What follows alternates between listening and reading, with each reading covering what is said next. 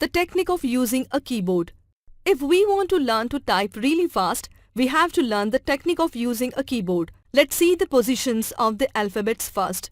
All the alphabetical keys are given within 3 rows on the keyboard.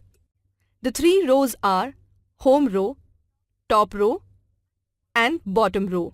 Except the thumbs, all the remaining fingers of both hands are used to type the buttons on these 3 rows. Remember, while typing, our fingers should always be placed on the buttons in the middle row. Hence, this row is called the home row. The row above the home row is called the top row and the one below is called the bottom row.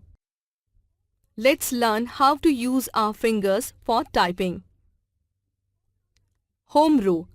As we know, the row beginning with the button A is the home row. Fingers of the left hand should always be placed on and used for typing the keys A, S, D and F in such a way that the little finger is on A, the ring finger is on S, the middle finger is on D, while the index finger is free for F and G. The fingers of the right hand should always be placed on and used for typing the keys J, K, L and semicolon in such a manner that the little finger is on and used for typing semicolon, comma, the ring finger is on L, the middle finger is on K while the index finger is free for J and H. Top row. The top row is the one that begins with the key Q. While typing, we use the fingers on our left hand for the keys Q, W, E, R and T. The little finger is used to type Q, the ring finger is for W, the middle finger for E and the index finger for R and T.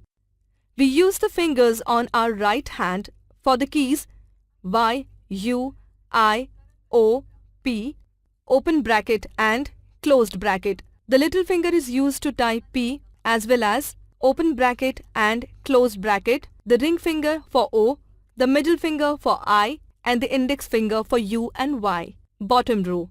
The row that begins with the button Z is the bottom row. The left hand is used to type Z, X, C, V and B. The little finger for Z, the ring finger for X, the middle finger for C and the index finger for V and B.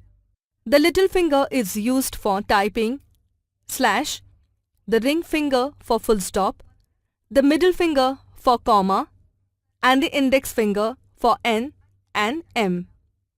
Finally, either of the thumbs can be used to press the space bar whenever required. For instance, to insert space between 2 words.